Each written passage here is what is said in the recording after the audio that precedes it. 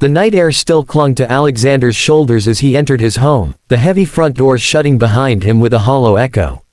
He had expected to be greeted by the usual bustle of servants, the faint aroma of dinner from the kitchen, and the chatter of the housekeeper reminding him of his schedule. Instead, there was only silence, a silence so complete that even his polished shoes striking the marble floor seemed intrusive. He loosened his tie, his mind still half on the deals he had postponed, but something about the emptiness of the house pulled him deeper inside. Passing the tall mirrors and chandeliers that glittered like frozen stars, he felt a strange unease growing with every step. When he reached his son's room, his hand lingered on the doorknob, heavy with hesitation. Then he pushed it open slowly, and the dim light spilled out, revealing the fragile figure of Daniel. The boy sat in his wheelchair, motionless, his frail frame outlined by the glow of the lamp. His arms rested lifelessly on the armrests, his head tilted slightly, his eyes locked on the doorway as if he had known his father would come at that exact moment. Alexander's breath caught in his throat. Months of surgeries, nights in hospitals, and the cruel aftermath of the accident had drained all energy from the boy's body, leaving only his sharp, unwavering gaze.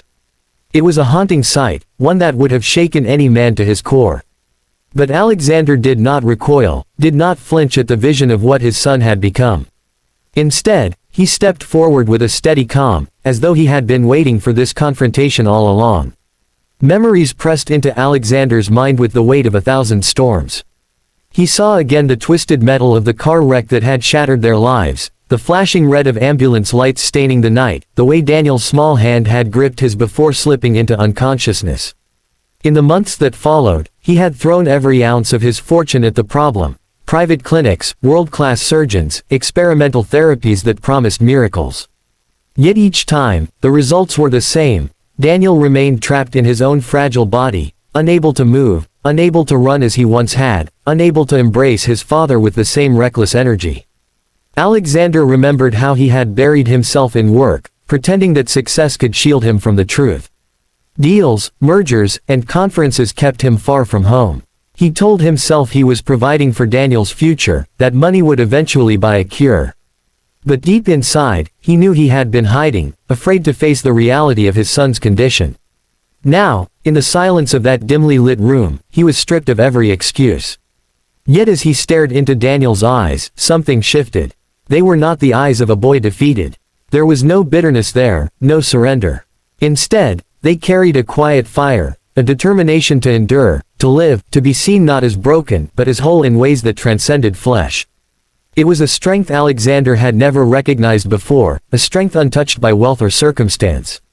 For the first time in years, the millionaire felt small before his own child, humbled by the resilience shining back at him. And in that reflection, he realized the true poverty of his absence.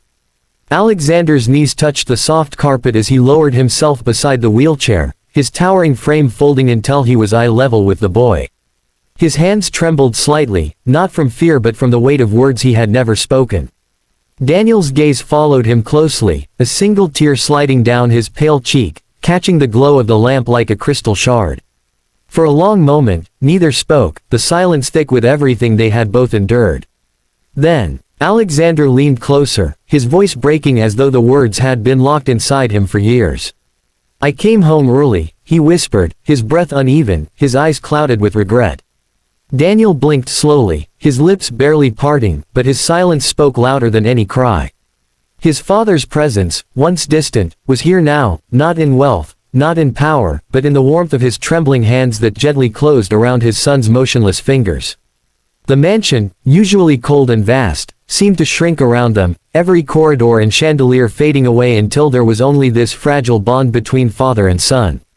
Alexander felt the sharp edges of his old life dissolve. Boardrooms and contracts no longer mattered, nor did the empires he had spent decades building. What mattered was the small rise and fall of his son's chest, the faint sparkle of resilience in his eyes, and the fragile thread of love that still connected them. In that moment, the millionaire understood what no fortune could teach, that presence was greater than riches, and love was the only legacy worth leaving. For the first time in years, he felt whole, not because of what he owned, but because he had finally chosen to stay.